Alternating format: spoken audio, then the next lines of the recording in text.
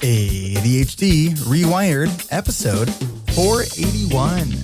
This is the podcast for those of us with really good intentions and a slightly wandering attention. I'm Eric Tivers. I'm a licensed clinical social worker by training and a coach by design. I'm your host, and I have ADHD. ADHD reWired is more than just a podcast. We are a community. We are wired for connection, and you are not alone. Go to ADHDrewired.com to learn how you can join us in our free and secret Facebook group. Get additional resources for every episode, including links to any resources we mention on today's show. You can support us on Patreon, sign up for our email newsletter. You can request podcast postcards to distribute to your clients and support groups. Learn all about our award-winning coaching and accountability groups. You can co-work with us in our Adult Study Hall virtual membership community. You can do all of these things by going to our website at ADHDrewired.com. We know that starting is the hardest part, so let's get started. Welcome back to another episode of ADHD reWired. Today's guest is Abby Wilson. Abby runs a global facilitation, mediation, and coaching practice from her beloved home of Pittsburgh, Pennsylvania. She uses methods from the design field, aka design thinking, which is what we'll be talking about today, to help individuals navigate career change and organizations to lead with empathy, reframe challenges, and generate ideas. Her ADHD diagnosis 8 years ago at the age of 35 is one of those before and after life moments that I'm sure so many of us can relate to. And she is thrilled to be connecting the dots between design thinking, her life's work for the last 12 years, and her naturally curly mind. That's a new one, curly mind. I haven't heard that before. I can thank my mother for that.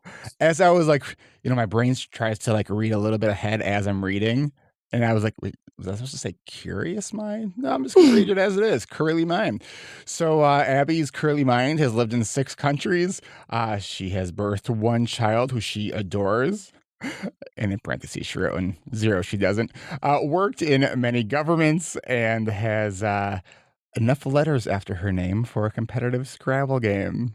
I think I'm going to just leave the rest for our conversation. So welcome to the podcast. Thank you so much. It's a pleasure to be here. So we first actually met at the 2022 CHAD conference. Yeah. And so I'm excited to have you on. You actually just recently joined our coaching groups. So let's kind of dive into it. What is design thinking? Yeah. So design thinking is a way of thinking. It's not just a clever name, but it's a way of thinking and working and being in the world that is informed by what designers do every day. So that could be a graphic designer, a person who designs a light bulb, or a dishwasher or a car. But at its core, design thinking is about having empathy, so caring about people, working in a collaborative way, lots of other people, diverse pools of thought and input, asking really, really good questions, and perhaps most importantly, working iteratively. So instead of going into a cave and working on something for a long time without showing it to anybody, we train people to make small experiments, show them to people outside your team, yourself, whatever. It doesn't need to be anything formal or fancy. Get feedback and iterate. So yesterday, Eric, I heard you describe yourself as a tinkerer. So I guarantee you are a design thinker. Well, that's great. When we were talking about all of that, I was like, oh, that sounds like what we do in coaching, because it's all about designing experiments and just observing the feedback or the outcomes for it, and just keep improving. Mm-hmm. So when you're working with companies and sort of teaching them how to do the sort of iterative process, so my first question is, what kind of roadblocks do you come up against? I would say the biggest roadblocks we come up against are that organizations want their people to be creative, but they don't necessarily know how to do that. And they also don't always know that sometimes creativity is messy. Sometimes having a great idea, actually always having a great idea means having a lot of bad ones, right? So one of the kind of traditional rules of brainstorming is there are no bad ideas. I can say from personal experience, there are plenty of bad ideas. It's our job as design thinkers to have the ideas, right? Give them air, and then quickly and collaboratively figure out which ones should we pursue and how do we figure that out. So being a creative organization takes a lot of work, and it also involves risk taking. So, one of the things that I'm wondering about too is, like, I think it's easy to understand how design thinking can be really important and valuable for organizations. But I'm also thinking about this through the lens of just life, Mm-hmm. right? And how we kind of problem solve through this kind of idea of design thinking. So, like, whatever the challenge that we're experiencing is, how would you take a design thinking approach? So, I'll give you an example. So Great. today, so I am much better at going to the gym when on the mornings when I am dropping my son off at school. Okay. On those mornings where he's not with me, he's with my ex-wife, and it's just up to me to get out of the house early enough to do that. Um, Mm-hmm. lately, I've been kind of like 50-50 on it. Like I Mm-hmm. get just like been getting sucked into different things at the house, and all the while thinking, I need to not do this right now. And yet, Mm-hmm. like, we all have experienced that. We're like, we know what we're doing. This is not actually what we want to be doing. And yet, we feel like there's this like invisible force field that's keeping us sort of stuck. Mm-hmm. So let's take a design thinking sort of approach to Yeah. figuring this one out. Because I should have played pickleball this morning and I didn't. Oh, yeah. I understand you love pickleball. I've actually I never love played. pickleball. Yeah. Okay, cool. So, first tip I would give you from a design thinking perspective is follow the emotion. When you talked about pickleball, your face lit up. And for those of you who are just listening, you can hear it when somebody's smiling, and Eric was smiling ear to ear. What do you do at the gym? I typically play pickleball. That's where I go. Yeah. Okay. So that's where you go.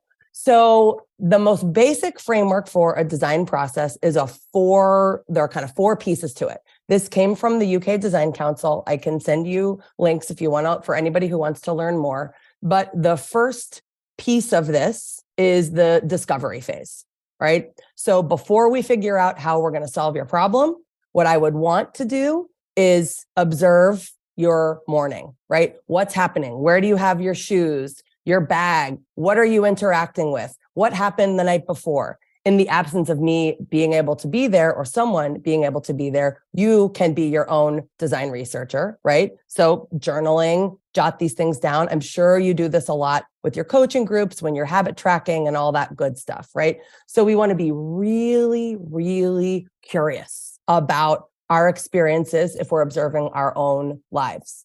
One simple way to do this, if anybody's interested, is to use a method called rose, thorn, bud.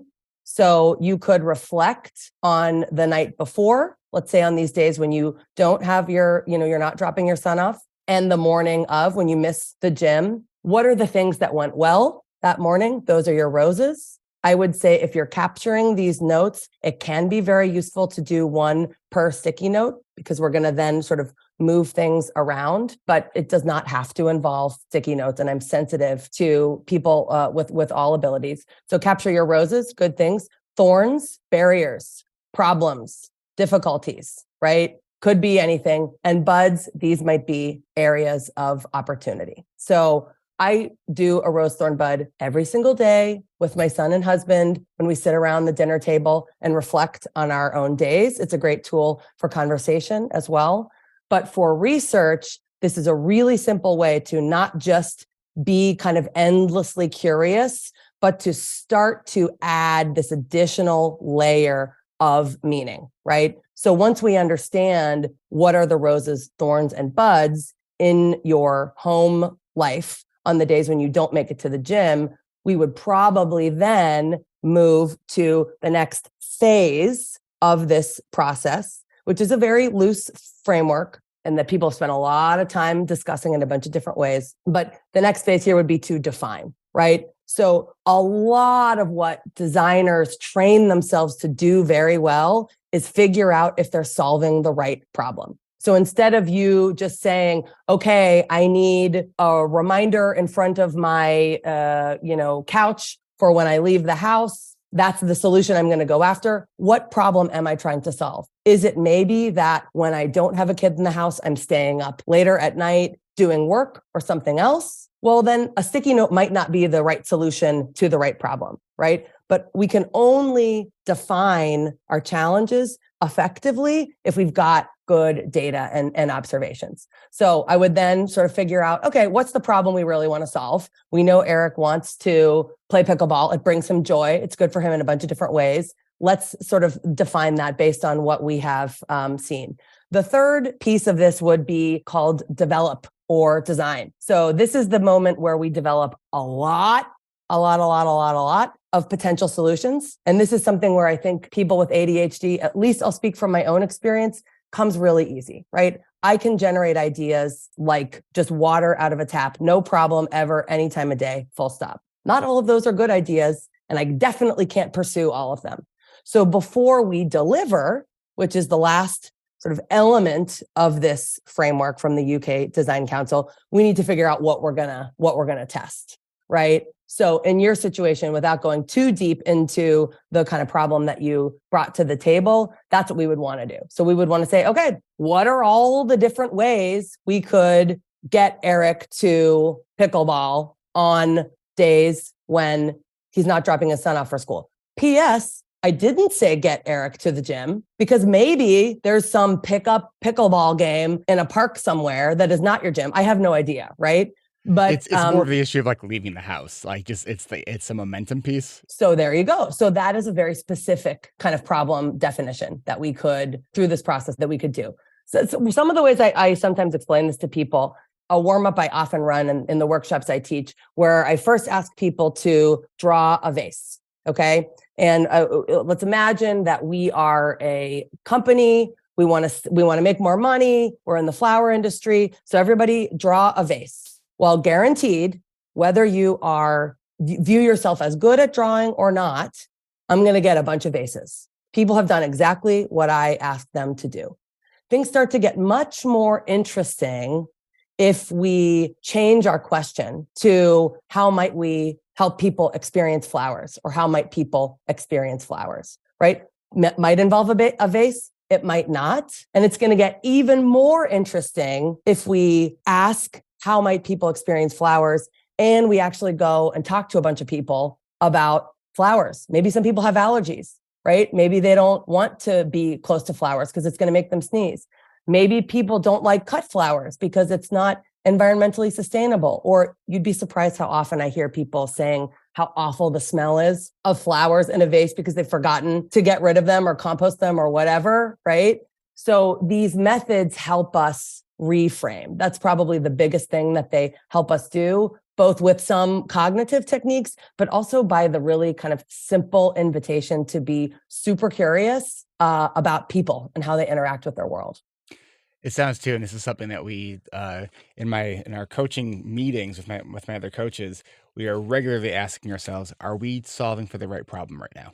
Like so that's kind of sounds like what we're talking about. Yeah. One of my colleagues, Tyson, who is an amazing instructor, former Coast Guard pilot, says we use these methods to avoid making a great landing at the wrong airport, right? So you might have a beautiful solution, and if that solution lands in Dallas, but I'm trying to go to San Jose, it doesn't really matter how beautiful it is, right? Because I'm in the wrong place. Huh.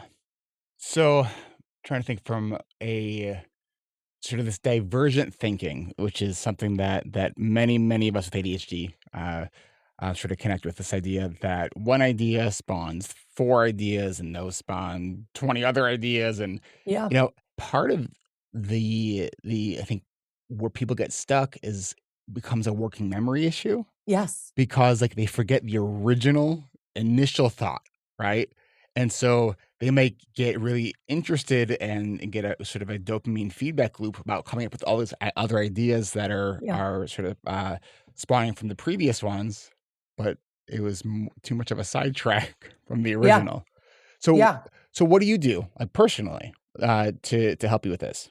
So I'm going to show you a picture. I know this is a podcast, but I'll send you an image. If you want to include it, you can. This is a picture I drew for my presentation at CHAD this fall in November. So this is the ADHD brain sieve, right? This is what I feel like a lot of times when I'm not managing my ADHD. I've got a million ideas going on in my brain, and it's as though there is just an opening in the back of my head and everything is falling out, right? Some of it is good ideas. Some of it is things I worry about and then they go away. So that's good. What I personally do is give my brain a parking lot with paper. I manage most of my life digitally, but for some of the things I'm about to tell you about, I do this all on good old-fashioned paper. I have something called a What's on Your Radar poster. I made it. It looks like a radar diagram. So you've got a circle in the center that can fit around 6 to 8 sticky notes, a second circle out of that can fit more sticky notes, and a third circle around that can fit even more sticky notes. Every Friday, I look at my radar diagram has 4 categories. Okay. One category. So think of it as segments, right? If you looked at one segment or quadrant of that radar, you're going to have a little pie piece in the center and then move out. So one chunk of that is the people that I love. I'm married. I have a husband. I have a kid. I have friends, family, etc. Number 2 is my mental and physical health. Number 3 is my work life. So all the different consulting projects and things that I do with Steam Creative. And number 4 is what I call adulting. So that's the stuff that I hate: taxes, bills. I spent 2 hours yesterday updating my phone number with a bank. And that is the kind of stuff that I actually had to do it, but it just fills me with so many emotions, right? But it's got to get done. So every Friday I look at my 4 quadrants, take off stuff that I have done, which gives me a beautiful dopamine rush, and things that are on the outside of the radar, right? They might have been 3rd tier. Some of them I can move to the center if I need to, or maybe there are completely new things that have come up. So for me, it's very useful to have a place where I can put ideas I have, might not be actionable right now because I'm afraid I'm going to lose them, right? So there is a mediator colleague of mine, and we've been talking for a couple of years about building a course together. I've got that sticky note on my radar. It's not active right now, but I know it's there. And so it gives me some comfort. So that radar allows you to capture the ideas and allow you to be able to see, is this something that like you just don't want to lose the idea, but is not actually something you're taking action on right now, and you just keep revisiting this? Yes. And so the prioritization is number 1, right? There's only enough room in the center ring for maximum 2 items per quadrant. Doesn't include things I do every day, right? But there's maximum 2 items per thing. But if I were just going to do that, I would feel anxious and sad about losing the stuff that's not, but like, what's going to happen to those little babies? I don't want to lose that baby. That baby, it's a beautiful idea, right? And there might come a time when it comes to life. So this particular tool gives me the chance to give it a home. All right. Well, we need to pause right there, and we're going to take a quick break. And when we come back, let's dive in even more into some ideas around design thinking. So we will be right back. Our guest today is Abby Wilson, owner of Creative Steam. You could find her at abbywilson.com. We'll be right back. Hello, ADHD ear buddies. Support for this podcast comes from ARC.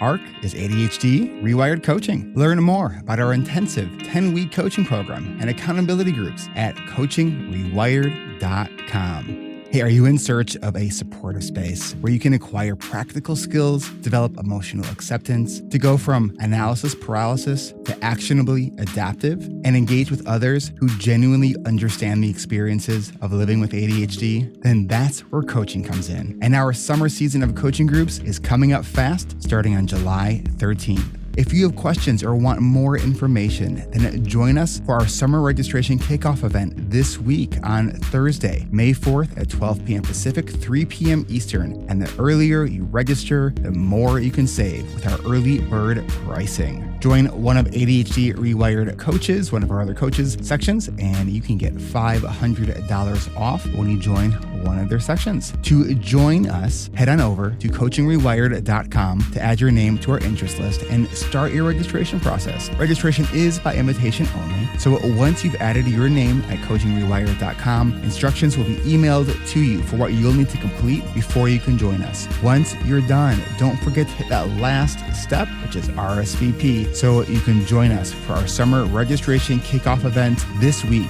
Thursday, May 4th at 12 p.m. Pacific, 3 p.m. Eastern. Spaces will be very limited this summer, so don't wait. So if you are ready to go from managing your ADHD to really thriving with your ADHD and want to work alongside other adults with ADHD who just get it, then don't wait. Go to coachingrewired.com to get started on your pre-registration process and take advantage of our early bird pricing for sessions led by coaches Kristen Martz or Brian Etler. That's coachingrewired.com. We can't wait to meet you.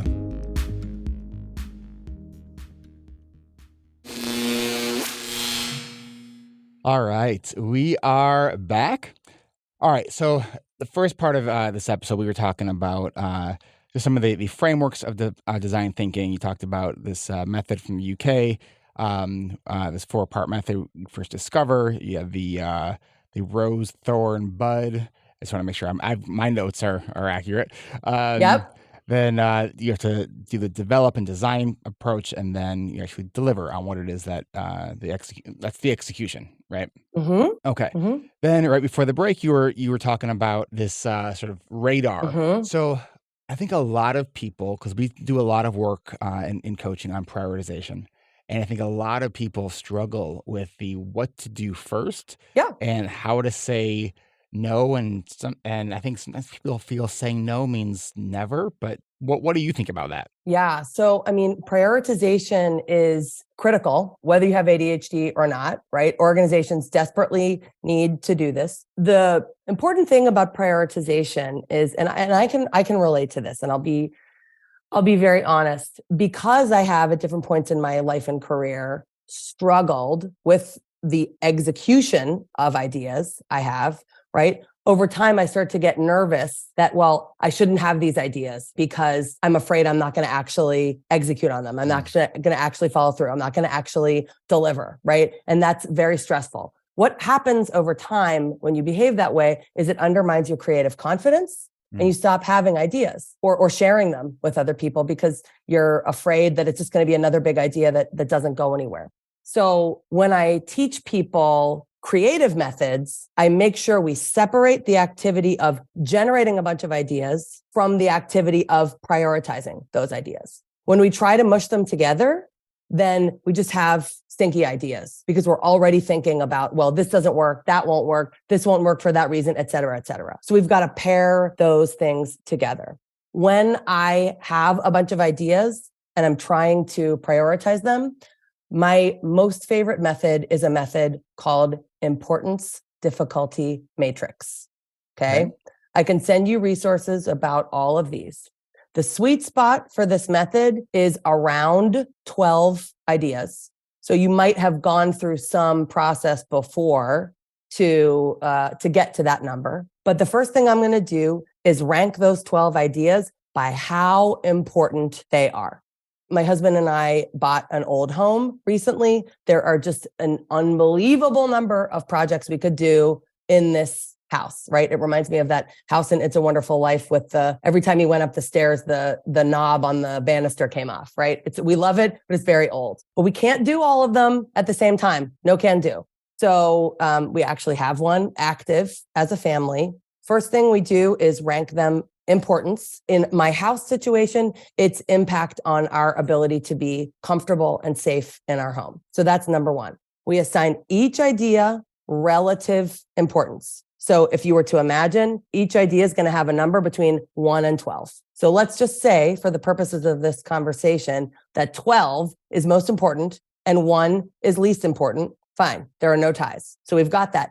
Only then, once we have determined the importance, do we then assess the difficulty. So we have to separate those questions. Otherwise, people will try to kind of game the activity.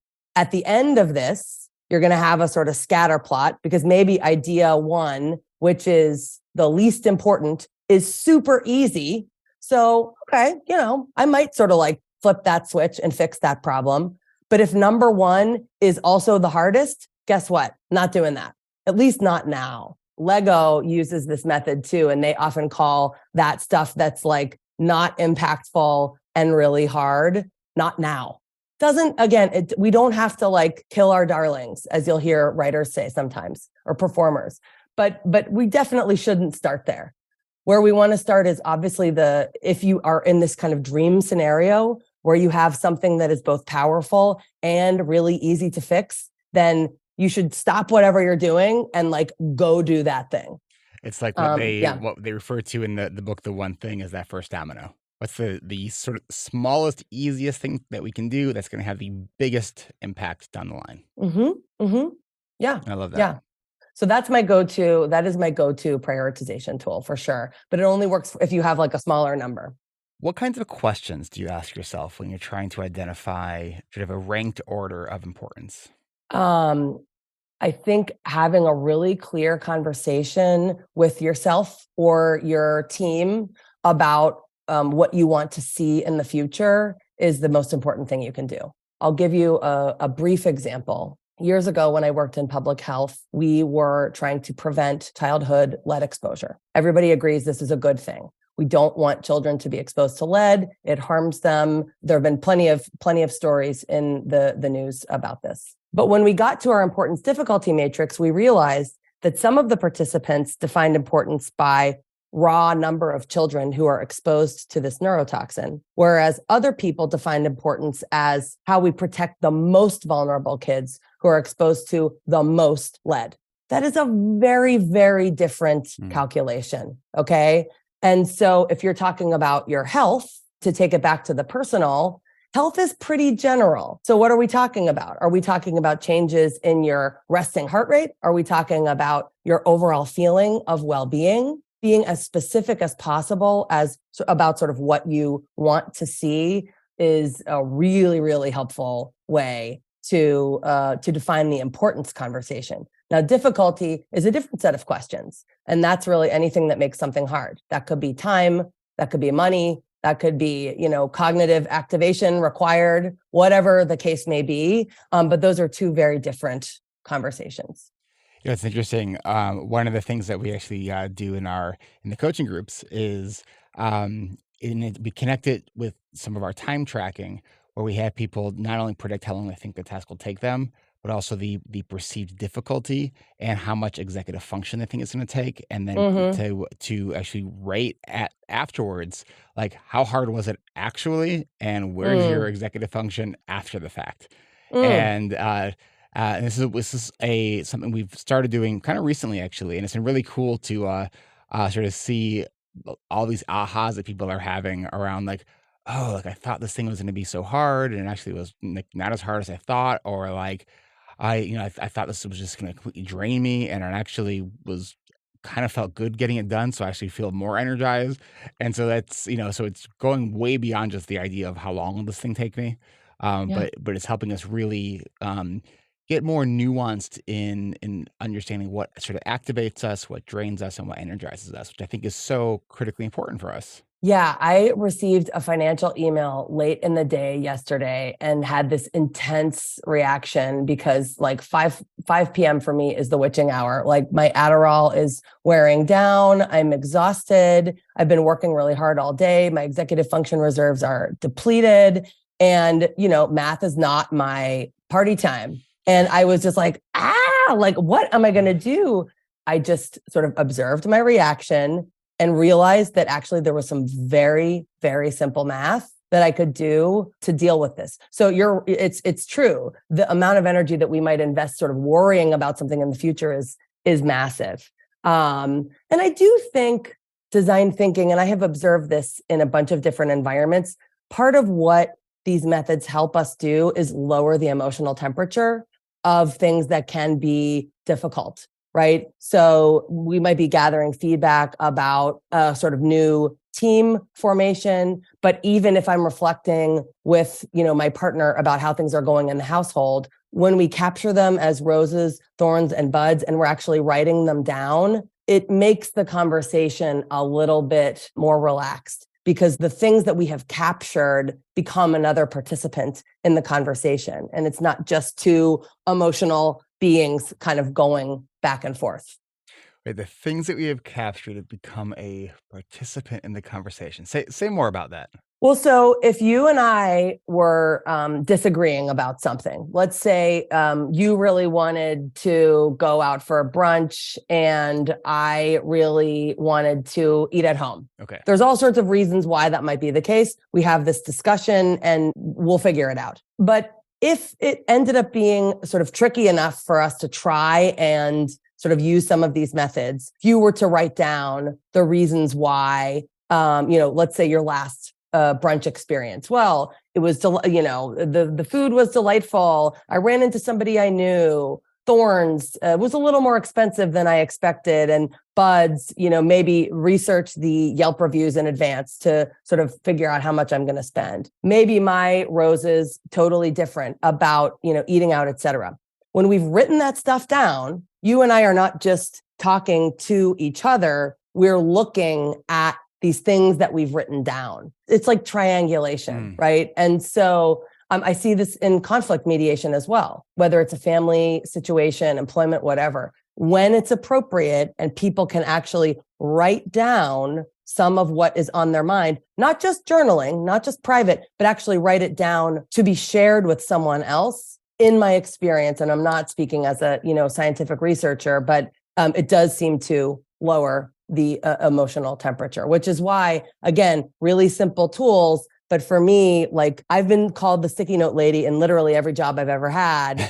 And I think part of why that works for me without even knowing is it helps me manage some of the emotions I experience as far as my own ADHD is concerned. And the Sharpie is important because it makes what we write down easier for other people to read. And the thickness of the Sharpie makes it impossible for us to write a gazillion things. Oh, I love so that. we've got to get to the point. Yeah. Yeah, I'm definitely when there are things that I use for when I'm planning out a bigger idea, and I'll do something pretty similar to that.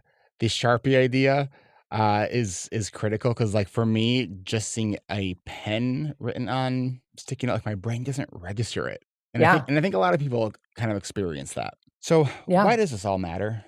I think for me, the biggest thing I want to say to your listeners is that a lot of the things your brain does naturally are in-demand skills from CEOs in the Fortune 500. And I don't know what you do for a living. I don't know if you're happy in your work or if you're looking for a change. And I'm not saying design thinking is going to be the solution to all of your problems. I do think everybody that listens should find some free resources online to just expose yourself to these methods. The Stanford D School has some great free stuff. I primarily use the Luma Institute's system because it has just 36 methods, so it's very manageable for me. But these skills and methods and stories will feel so right to so many of you, because design thinking helps us harness our natural curiosity and creativity to bring new things into the world. And I will tell you, I've never encountered as many people with ADHD who are comfortable disclosing their neurodivergence as I have in design thinking workshops I've ran over the years. So I feel like some of us are naturally attracted to this. So that was kind of a long-winded answer, but I feel like I just want to give you all a pat on the back, because the novelty that your brains seek out, the way you identify interesting patterns and combine things in interesting ways and ask weird and sometimes irreverent questions, those are behaviors that are at the core of creativity. And organizations all over the world are realizing that we're not running assembly lines anymore and we need to be more creative. And this is a really, really, really in-demand skill. So that's, I think, why it matters. And on the sort of more deficit management side of things, there are a lot of these methods that really help kind of manage your brain and give your ideas a parking lot.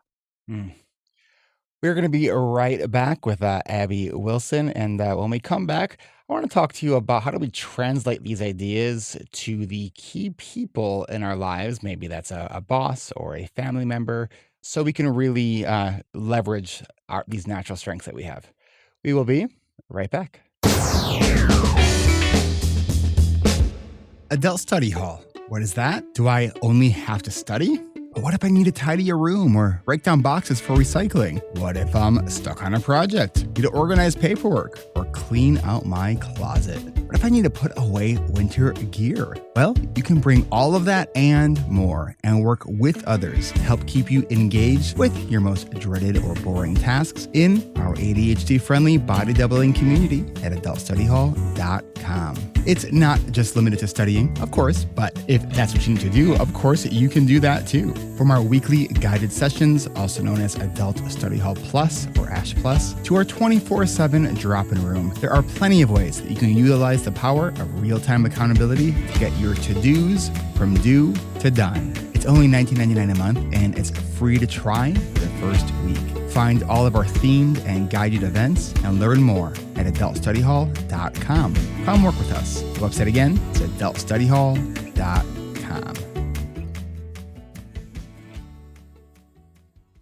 Support for this podcast comes from you, our listeners. If you've been able to add new tools to your ADHD toolbox from tuning in to this show, then consider subscribing if you haven't already. I actually just checked some of the analytics through Apple Podcasts, and it looks like about 25% of listeners aren't actually subscribed to the podcast. So make sure you hit that little plus button if you're listening to Apple Podcasts so you follow the podcast and get new episodes automatically sent to you in your podcast player. And you can join us every second Tuesday of the month for our live Q&A. Go to adhdrewired.com/events to get registered. Bring your ADHD related questions and get some tips and tricks and join in on the fun. That's adhdrewired.com to find everything ADHD Rewired, including our podcast archives, show notes, co-working community, other shows, upcoming events, and coaching groups. One more time, that's adhdrewired.com.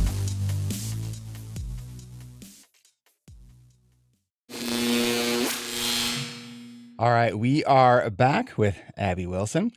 All right, Abby, so you were kind of talking a bit before about how, when I asked you why it matters, that these skills are just really important for, for the workplace. I think sometimes our, whether you want to call it our unique abilities, our quirkiness, or our whatever it is, are underappreciated or misunderstood. How do we help those in our lives, whether it's a boss, a partner, a friend, a group that maybe you're involved with? How do we help them understand the value of design thinking? I think those people, assuming their brains are wired differently than ours, often see value in design thinking for different reasons. So part of what I observe is that there's a translation back and forth. So for example, I teach a lot of alternatives to traditional brainstorming. Many of the elements of those methods are built on psychology around how the brain generates new ideas. We can actually train people to combine different things to come up with something new. That may come more naturally to some people than others. So for people for whom that convergent thinking, where you're deciding, narrowing down, prioritizing, where that comes more naturally, it can be really exciting to learn that creativity is not some sort of mysterious quality that only belongs to people who wear black turtlenecks, right? It can be taught and practiced and cultivated. For those of us, when we've got kind of all over the place ideas, for example, and I'm very wary of generalizing, and I know everyone experiences this very differently, and I'm not naive about this being an exclusively strengths-based experience, right? I've shed many, many tears because of my ADHD over the years. But for those of us for whom, I'll just speak for myself, generating a bunch of ideas is super easy. These methods can actually help us showcase that value to other people, because now I can say, hey, guess what, boss? I had 59 ideas for how we bring in new customers, and I decided that 12 of them are actually interesting because I brought in a couple of other people and we looked through them. And then we had a conversation about how we would assess the impact of those ideas and how difficult they are to bring to life. And here's what we came up with. So we're taking a little bit of time to not just show the, hey, look at this crazy idea stuff, but also the methods are just like scaffolding, tools, support, right? To say, yeah, hey, I've got all these crazy ideas and it's not as hard as I might be afraid of to narrow these down, right? And so that's, I don't know if that answers your question, but it can help. I could see the value in sort of help, like communicating to others how we got to what, like the ideas that we got to. I also can see, Mhm. because I experienced this myself, is sometimes it happens so fast that like sometimes I don't even know how I came up with the idea that I got to, but I feel it so strongly, but I can't in a Yeah. logical way backtrack it well enough to communicate it. So what would you recommend there? Well, in that situation, I don't think you need to sort of try to be an idea detective and figure out like what things combined with what to get you to where you were. But I do think in the workplace, I'm thinking about companies and organizations, but this could be true in a variety of contexts. The best thing to do to build support for your ideas is to validate them with research. So you've got some crazy idea that happened quickly. You don't know where it came from. It's still just an idea. Show it to someone, get some real feedback. Don't wait too long so that you are madly in love with it and are going to be really, really hurt when somebody says, you know what, that might not actually work because of X, right?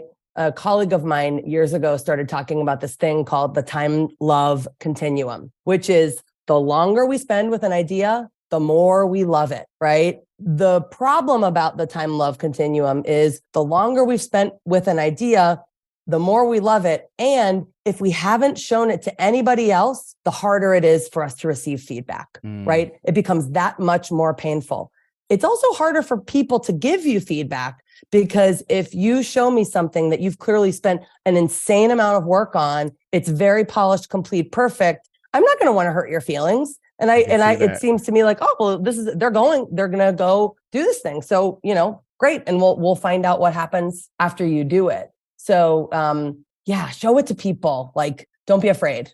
Get some feedback. It's like we all need to have our own like inner circle idea council, so we can like bounce all of our ideas off each other. Because it's I mean the number of other business ideas around ADHD reWired that I come up with is there's a lot of them, and I've learned through just my life experience, and I was kind of getting tired of having panic attacks because I was taking on too much. So like I say no to lots and lots and lots of things.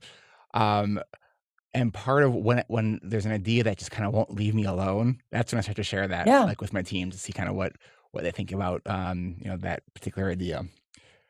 So I want to change. Can I recommend a book before? Yes. I was thinking of this. There is a children's book called "What Do You Do with an Idea?"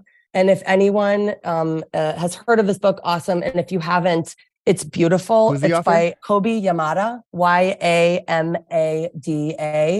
And it's about just nurturing and loving ideas and how they sort of like bug you and keep coming back. And so I thought a lot about that book in the context of my own design thinking work and ADHD, because if it's a really good idea, you will nurture it and it will kind of follow you around.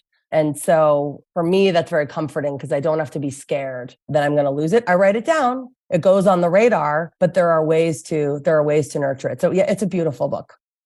Thanks for that. So we have a few minutes left here, and I am very curious as to you shared with me, I think I think it was in our initial conversation, that you also do some improv on stage. Yes. It's been a little while. I love, love, love improv. So do you do any? Not in any like real realm. I mean, I think I'm funny. I make myself laugh. I think you're hilarious. So definitely improvisational theater, for those of you who've never seen it, is theater that's completely made up on the spot by a group of actors who typically have built a lot of trust with one another. So when I was in college, I participated in an improv musical. This was an amazing process because we spent like 3 or 4 months improvising for hours a day. So we would get suggestions, mitten, Antarctica, pizza, right? Whatever. And you sort of weave these stories over 10, 20, 30 minutes, depends on, can run out of steam. And then writers would take some of our ideas and actually write songs and scenes. There's a great improv scene in Pittsburgh. And the most important part of improv for anyone who's never heard of it before is this idea of yes and. So if we're on stage and I throw there's no props. So if I throw a fictional ball to you and I say, okay, Eric, here's the basketball. And you say, well, that's not a basketball. It's a grapefruit. Well, that's a big like, wah, wah, right? Yeah, totally. But if you were like, yeah, and here's our other teammate who's ready for a layup.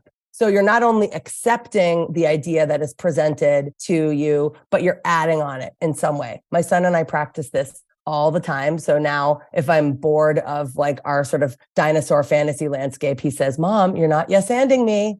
But it's really about supporting and building each other. And before we go out on stage, I haven't really been performing live since COVID, but before we go on stage, we always pat each other's backs and say, I've got your back. So one of the most beautiful things about improvisational theater is that the other probably most important rule after yes and is make your players look good. If you make the person that's on stage with you look good, it's going to be a beautiful, awesome experience. Nobody wants to watch actors cut each other down on stage. The reason why it looks like, how are you making this up? You have to have scripted this. The reason it looks that way is because they're trusting each other, they're yes-anding each other, and they're making each other look good. And those are life rules that if you can hold those to heart, they're really powerful. Yeah, just thinking about how applying those in so many different scenarios, how powerful that is, from family to team building to whatever it is that we are doing. If we are all there to help sort of lift each other up and support what we are doing.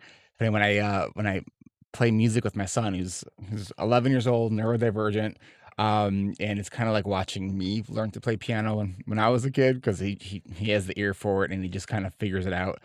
So we do a lot of improvisation together. That's one of the things that I'm regularly trying to like help him with is like, I'm playing this because I'm trying to accentuate what you're playing, but you need to be listening just as much to what I'm doing as I'm listening to what you're doing. And it's funny, he'll sometimes be like, I can hear what I'm playing. I'm doing that because you were doing this. I was like, awesome. So it's, it's great. It's a lot of fun. That's beautiful. Any final thoughts that you want to leave our listeners with? And this has been such a fantastic conversation. I've probably 2 more hours worth of questions, but time is a thing. Time is a thing. Time is an accordion. I always felt weird about teaching people design methods when I don't consider myself a designer. I was trained as an anthropologist. I went to law school, all sorts of wacky things in my background. But the definition of design I would share with all of your listeners was crafted by a man named Herb Simon, who created artificial intelligence, but is a very human-centered designer and no longer with us. But he said, everyone designs who devises courses of action aimed at changing existing situations into preferred. So any time in your day, anyone, when you see something around you and you think, okay, that's what that is. And I bet I could make it to the gym. I bet I could make it safer for people to cross the street. I bet I could make it easier for neurodivergent employees to feel good on this team. You are acting like a designer. And so there's room enough in that tent for all of us. And it's a beautiful way of thinking and living and being. And it's really changed my life. So, yeah. Abby Wilson, thank you so much. Abby, again, is the owner of Steam Creative. Her website is Abby Wilson. That's ABBY, Wilson.com. And we're going to get a bunch of the resources that we talked about today on the show notes for this episode. So just go to ADHDrewired.com and find this episode, and you'll find all the links and resources that we mentioned here today. Abby, thank you so much. Thank you so much. It was really, really wonderful. It was fun. Thanks. This is Eric Tivers. Thank you for listening, and congratulations for making it to the end. ADHD Rewired is more than just a podcast. We are a community focused on learning, growing, and connection. The website is ADHDrewired.com. You can find time-stamped summaries and additional resources for each episode. Apply to join our free and secret Facebook community.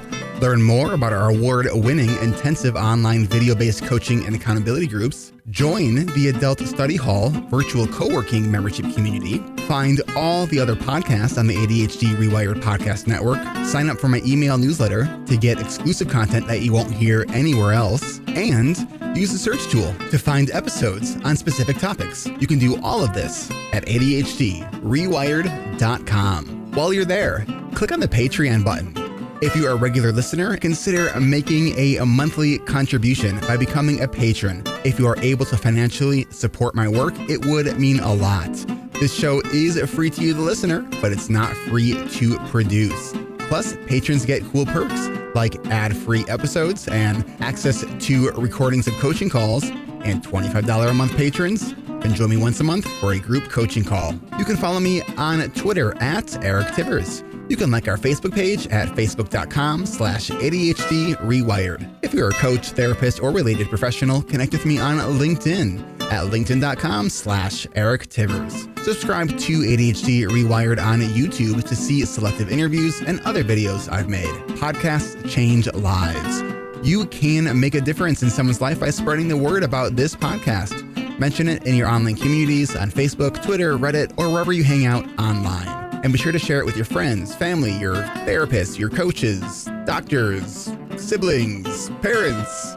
And if you, your coach, therapist, doctor, or ADHD support group leader would like a pack of podcast postcards to hand out, you can request those at the website, ADHDrewired.com. If you are a member of CHAD, ADA, or any other ADHD support group, please be sure to tell them about this show and all the shows on the ADHD Rewired Podcast Network. You can even show them how to download it on their phone. And if you really loved this particular episode, please hit share on your podcast player.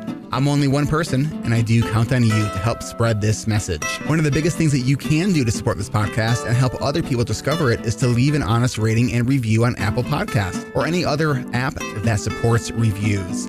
And don't forget to hit subscribe so new episodes are automatically pushed to your favorite podcast app.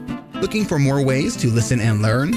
Get a free audiobook and a 30-day free trial at Audible by going to audibletrial.com/ADHD rewired. Here is my list of must-listen-to audiobooks updated July 2021. Nonviolent Communication by Marshall Rosenberg. Attached by Amir Levin and Rachel Heller. Atomic Habits by James Clear. The 5 Dysfunctions of a Team by Patrick Lencioni. Crucial Conversations by Carrie Patterson.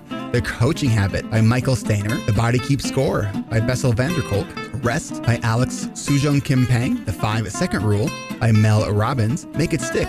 The Science of Successful Learning by Peter Brown. The Productivity Project by Chris Bailey. Meditation for Fidgety Skeptics by Dan Harris. Change Your Questions, Change Your Life by Marilee G. Adams. I always recommend to my coaches and admin that they read that book. The One Thing by Gary Keller, a required reading for all of our coaching group members. Procrastinate on Purpose by Rory Baden. The 4 Tendencies by Gretchen Rubin. The Art of Asking by Amanda Palmer. And if you're looking for something a little bit more magical, I have fallen in love with the Harry Potter series, and the narrator, Jim Dale, is amazing. And of course, if you haven't yet boarded the Brene Brown bus, all of her stuff is great, starting with Gifts of Imperfection, Daring Greatly, Rising Strong, and The Power of Vulnerability. And if you're an entrepreneur or leader, be sure to check out her book, Dare to Lead. Do you have something that you would like to share? Click on the podcast tab at ADHD Rewired. Click the button to be a guest at the top of the page and schedule a 15-minute interview. This is Eric Tivers, reminding you to keep learning, growing, and connecting. Self-care is not selfish. No matter what you get done or don't get done, you are still enough. And no matter how hard it feels, we can do hard things. And we don't need to do them in the hardest way possible. Thanks for listening. I'll catch you next week.